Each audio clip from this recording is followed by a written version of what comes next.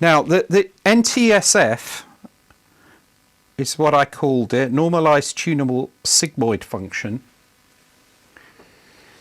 because it's normalized in the sense that it goes from 0 to 1 and it locks itself to those. In fact, what I'm going to do is, I think it probably makes sense if I reduce the size of this eraser a moment. So if I just erase these numbers here, because this 900 was there for a demonstration of a particular use case, but the actual, to make it very general purpose, what you actually want is a function that does this. And then you multiply this by 900 in that particular use case, So what you want is, there's an input value which is between minus 1 and 1 on this diagram here, and it outputs a value between minus 1 and 1. And so that's the normalized. It's a sigmoid, technically half a sigmoid, you will see. But if you use an absolute value in the function, you actually do get a sigmoid. Okay, but we will start off by just this part here, right? And it's a function. So, so it's actually not a bad name. It's a normalized tunable sigmoid function. Tunable, why? I didn't say why is it tunable? Because what I wanted to do was be able to make it adjustable.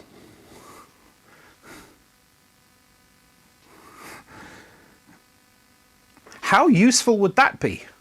Because then you can simply give that user, give the customer control of that value so they can have whatever shape they like. In the case of let's see. Let me do this. So if I just erase this here and this here. So in the case where they want to have an extreme accuracy in the center, but still full range, full speed of movement, you would get some kind of curve that would look like this.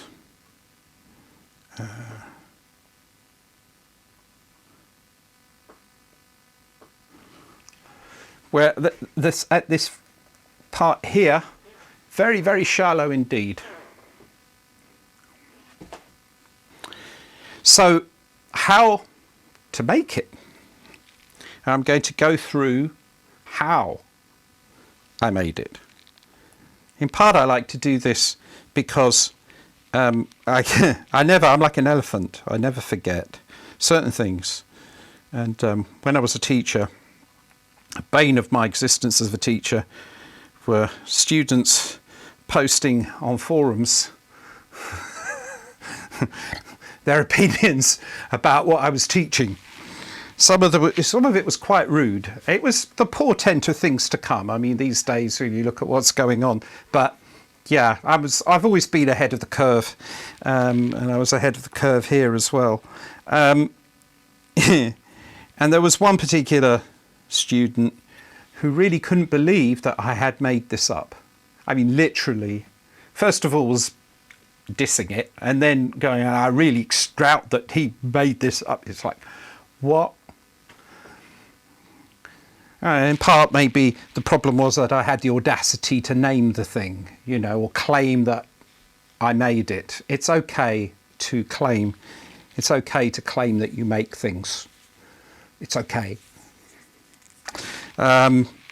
So let's see. I'm going to go through the process that I went through to figure this out, because that might be interesting in itself, right?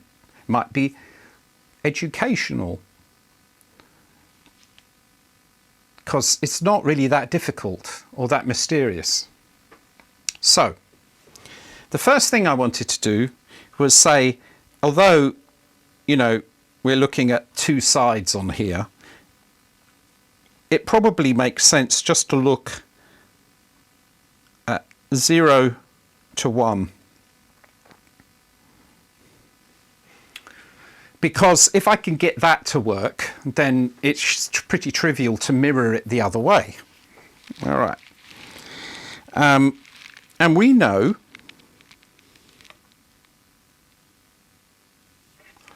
that the linear case is trivial. The value, this is the function f of x, which is equal x. It's trivial, right? But what we want is to be able to get some kind of curve like this or like this. And when I was looking at it, I was going, it's probably got, because you've got to think of where to start with, right? So what have I got to work with? Well, you can look at the different things that exist to try and build curves with, right? So there aren't that many, actually. You make a curve using a power, you know, y equal x squared, and that gives you a parabola. So maybe that could be done. You can say, oh, look, this looks a bit like a parabola. And in fact, when I first encountered this problem, this is what I would try to do, was not so much the square. Well, the square will work, but I could use a cube as well, and then it would actually... But let's... I won't go there. We'll just, for the minute, we'll just sort of do the square. So this is x squared, the function x squared. And look, I've got a curve. Oh, and as it happens, this... It's a curve that goes to 1 and 1. So you look at that and say, yeah, it's because 1 squared is 1. That's an example of a linear relationship versus a nonlinear relationship. The function of x, that is x squared. Now, that's a simple thing that you can do, by the way. You could simply do that, and you would start getting a curve on your linear, from your linear relationship. And I did use this for some time, but it's not, it doesn't have that good properties. I'll explain why in a minute. I mean, you could do f of x is equal x to the k. You could do that, and then you change the value of k. If k is 1, it's linear.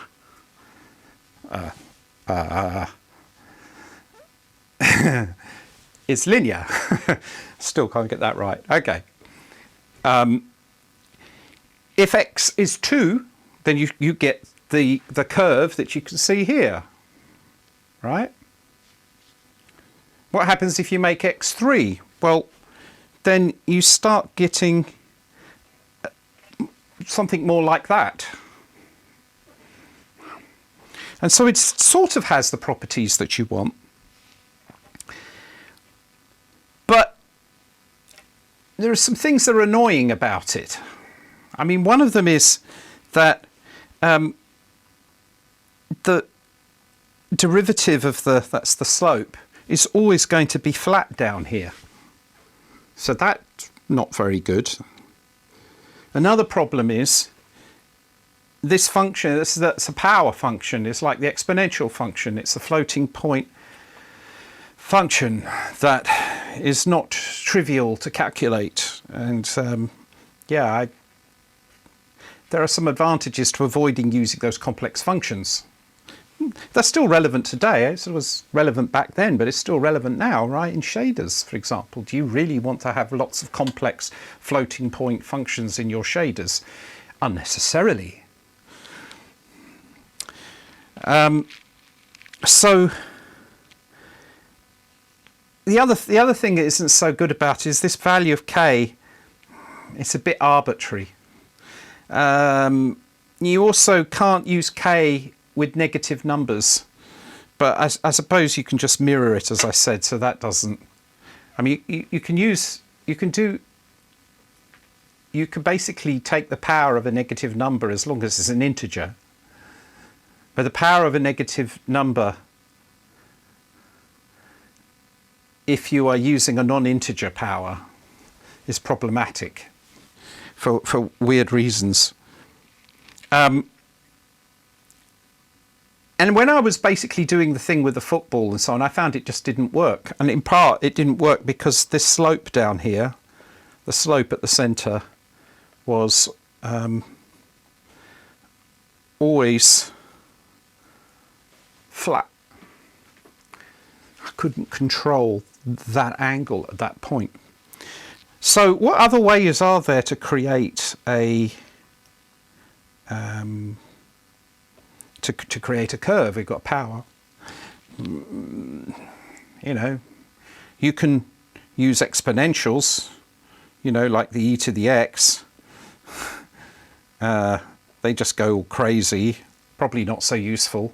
But then I was thinking about this, is that the curve like this,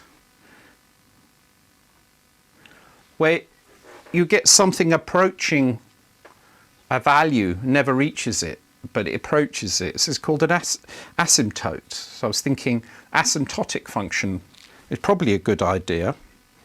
So this reminded me of functions of the form x, say, divided by x plus 1.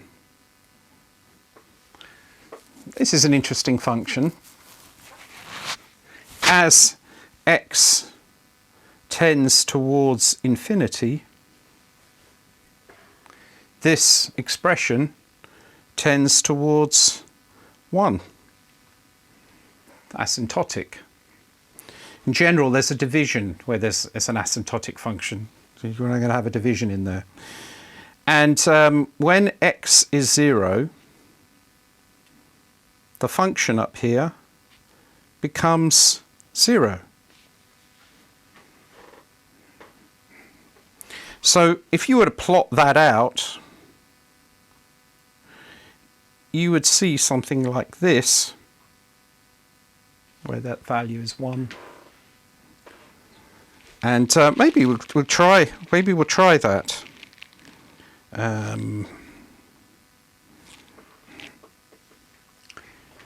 So I've got Desmos here. I'm going to type in,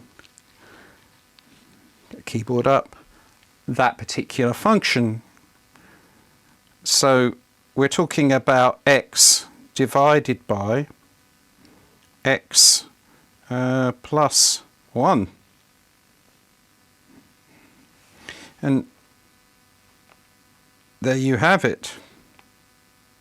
Ooh, that's unfortunate. Let me see if I can move that over. Ah, that's better. I have to zoom out quite a lot. So, well, maybe you can do this. You can see here it's coming to a value of 1. There. So that's an asymptotic function. And it's like, well, maybe I could modify this function so that, well, 0 gives you 0, which already does. But can I modify this function so that 1 gives you 1? I mean, right now, if x is 1, does it work if I do x equal 1? Yeah, it doesn't work that way. So maybe what I'll do is say function of x equals, so now I've made myself a function. So what I can do is then do f of 1. That's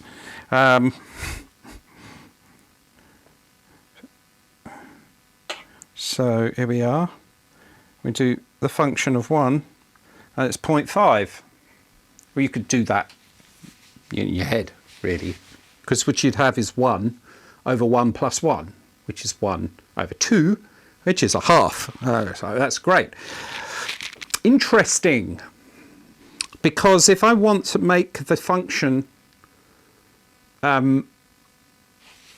normalized, and that's the rule of this normalized function, this mythical thing. At this point, I don't know what it's going to be. I don't know if it's even possible. I don't know how it's going to work out. But what I do know is I need 0 to be 0 and 1 to be 1. Here, 1 gives me a value of a half. I just multiply by 2. Now, those of you familiar with the normalized tunable sigmoid function will already start to see it's very close already.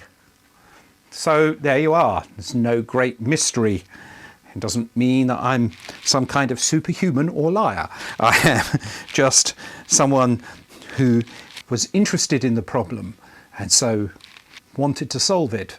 You'll find that that's the most important part of getting stuff done, is wanting to do it. But anyway, I digress. There now you can see that this function indeed does give us 1 when we have a value of x. I want to plot this, but it's weird. My graph is strange, isn't it? I mean, it's like, what's this 0.2? It's not square. I'm going to just click on zoom square here. And then I think it's going to make a lot more... Ah, that's better. Oh. Ooh. What do we have here? We have something that looks very pretty, actually. It's a lovely curve. It's symmetrical. It's symmetrical around. If I was to draw a line from this, if I can do this, a line from here all the way down to here. If I was to draw a line like that, it would cut this around about here, and either side of here is symmetrical. The angle here is the same as the angle up here. I did at some point, I was writing as an exercise a paper on this, and that was one of the things that I proved. But you can see it when you look at it. It's not so so strange, right? But it's definitely the kind of shape that I'm looking for. I'm looking for something that gives me 0 to 1 with a curve. It's going the wrong way for the controller problem, right? Because the controller problem, this is reducing precision down here. So yeah, but let's go with it, because you see that it actually just works in the most interesting way. So at this point, it's clear that I can make a curve. Now let's have a think about what the curve is caused by. And when you look at the expression 1 over x plus 1 that we had before, that plus 1, you could make it something else. I'm going to just try that here. So what I'm going to do is x divided by x plus 2. And we've got a different shape of curve.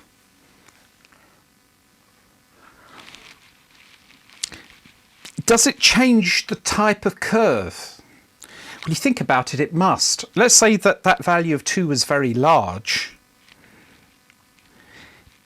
It feels like the bigger that it is, the sort of like the bigger it is, the more the difference between the top and the bottom of the fraction is. But I don't know, I can't visualize it, but it's still a good question. It's like if I was to scale this, because as you can see right now, it's obviously not normalized anymore, but I could normalize it. You know, and the question is, if I scaled this, I've put a multiplier in there, would I just get the same shape? And my guts are telling me no, I would get a different shape. That would be a different curve. Surely that must be interesting. So we'll see. You try. When I did this originally, I didn't have Desmos, but the principle's the same. Trial and error, you get there. Plot the graph yourself, or use other tools for plotting graphs. I'll probably use MathCAD, actually, come to think of it. So, because I had that at the time, yeah. But with MathCAD, I worked it out using MathCAD. So what we have there is gx equals x divided by x plus 2. This is the function g, different function.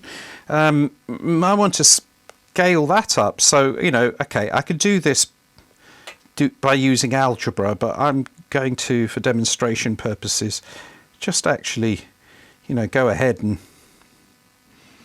put the values in and go, oh, this is giving me a third. So presumably we need to multiply this by 3. So that's what I'm going to do. But the point here is that we could come up with a formula for the number that you need to put in order to normalize the function. And when you do, then you will always have it normalize. And then maybe it changes the shape. No. Well, let's see. We said here be 3. If the thing allows me, there we go, thank you. And look at that. As that's a thing of beauty. When I saw that, I went, wow, I'm on a great track here, because now we have a second curve that has the same properties as the first curve, but one difference. And the difference ultimately is the angle. Just, sorry, there's no point me pointing at the screen. The angle here, that's what's changing, is this angle. That's all. So in that paper I was talking about, I worked out that, you know, how do you work out that angle? It's all pretty trivial, actually, from the value k and whatever. We'll get there. But all right. So I want to try some more. Let's try making this value even bigger. Say we could go here and make this 10. What would happen? Well, if I do 10, I deleted it. It would have been handy if I kept it. Let's see.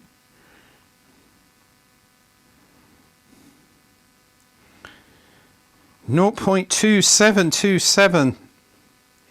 What do I multiply by? Oh, you know what I'm going to do? I'm going to do 1 divided by, oh, this is easier to do on a computer than in here, but let's do this. And then I just need to delete that. And now we can see that we need to multiply it by 3.6. So let's just do 3.666666. And so what's happened there? There's a bigger difference between the two. And in fact, it looks like it's getting more straight. And this is not a surprise, because as the value, that +1, if you make that really big, this, I'm pointing at the thing again, if you make that, this +1 here, if you make this very large and then scale the whole thing up to compensate, what you're actually doing is getting closer and closer to it being linear. And in fact, if that was infinite, if we put an infinite value instead of that +1, we had an infinite value in there and then compensated, you would absolutely get a straight line. Okay, so this left with the question, that's great, how do I make the curve bigger? Because you always want to push things as far as possible, you know, it's like, where's the fun in that? Can I make that curve here, this curve, can I make it curve more? All right, well, yes, you just think about it. So let's look at our g function here. Oh, g equal, right, so will you get in the right place? Thank you.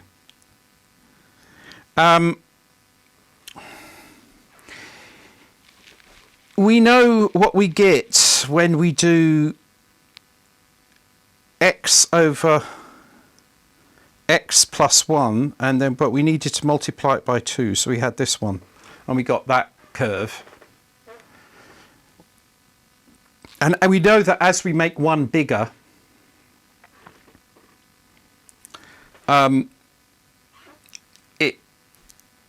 it gets more flat. So we need to make one smaller.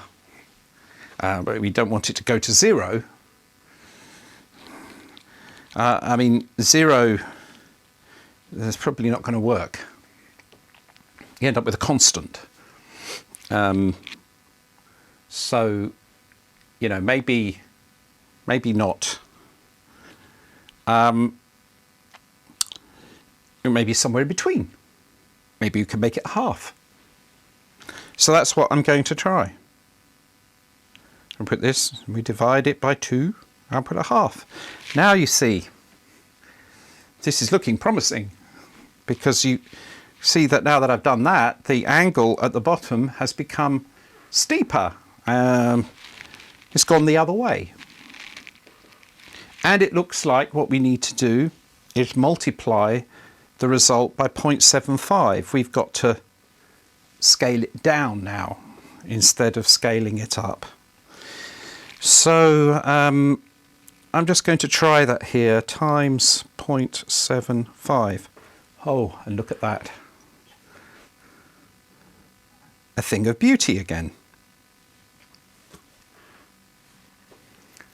And then you go, all right, can I make it more? More. What about if I 10? Then you can see here how it's beginning to come together.